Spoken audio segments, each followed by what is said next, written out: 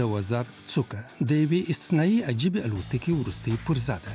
د مونشن د تخنیکي پوهنتون درې محصلین ایزاهیلډ، پاتریک زیب او الکساندر فرویبایس غواړي په دغه تحریر سره د الوتکې غږ قرار او د اقلیم په ګټه کې. دا د ایرای په نامه یو هایبرید طیاره ده چې هم د بیټرۍ په برق او هم تیلو باندې چلیږي. هغه د وزرو په امتداد کې راغلو پرونو او په شا کې نصب سوي ماشین په وسیله چلیږي. د پرواز په شروع او کښېنستلو کې یوازې برق مصرفیږي، خو د پورته کېدو او معمولي ارتفاع نیولو پر وخت تیل هم سوځل کېږي. د وزرو پر څوکو باندې راغلي جنریټرونه د پرواز پر وخت بیټرۍ بیرته چارجوي.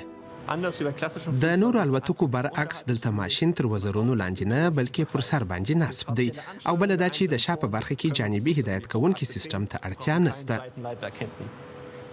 ځکه مو الوتکه د پرواز په شروع او کښېنستلو کې ډیره آرامه ده. د مونشن د محصلینو دغه تحریر په 2013 میلادي کال کې د ناسا او د جرمني د هوایي او فضایي ادارې د ډیزاینو سیالي وګټله. په تیوري کې ایرای 15% لږ تیل مصرفوي، خو آیا عملاً هم دغه طیاره په همدې ډول جوړېدلی سي؟ انجینرانو د راتلونکي دغه ډول الوتکو په جوړولو کې څونه پرمختګ کړی دی. موږ د روانو تحقیقاتو درو مهمو پروژو ته دقیقه کتنه کړې ده. اوله پروژه برقي ماشین.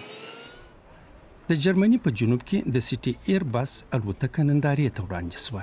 دغه الوتونکی ټکسي 8 برقي ماشینان لري او ډیر ژر به تر 4 پورې کسان د ترافیکي ازدحام پر سر خپل هدف ته ورسوي. کوچنۍ سپورټي تیارې هم اوس په برق چلیږي، خو د مسافر وړونکو لویو تیارو دپاره تر اوسه پورې نه بیټرۍ او نه هم د ماشین قوه کفایت کوي. فرانک انتون غواړي دغه حالت ته تغییر ورکړي. دغه فزیک پوه هم پیلوټ او هم د زمین شرکت د برقي تیارو د برخې امیر دی. هغه او ټیم داسې قوي برقي ماشینانو ته انکشاف ورکړی دی چې د تیلو د لوی ماشینانو ځای هم نیولی سي.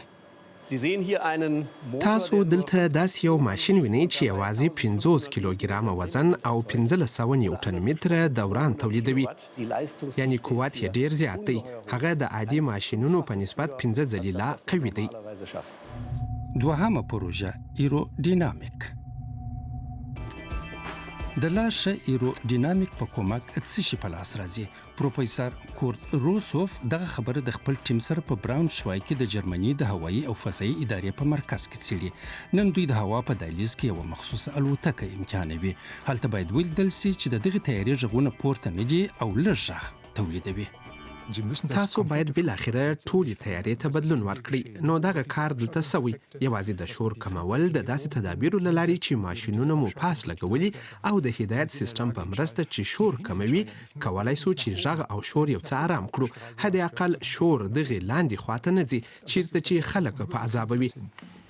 د لامینار یا آرام جریان په نامه تخنیک هم شاید کامیابه تمام سي، کوم چې لوی وزرونه د مخ خواته متوجه دي.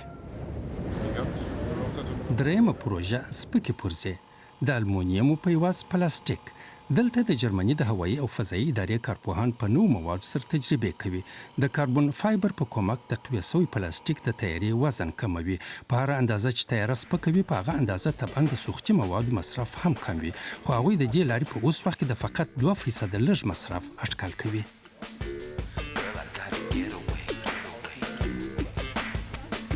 اقلیم ته د یوې ډېرې مناسبې طیارې تر جوړېدو پورې لا نور هم ډېر وخت ضرورت شته.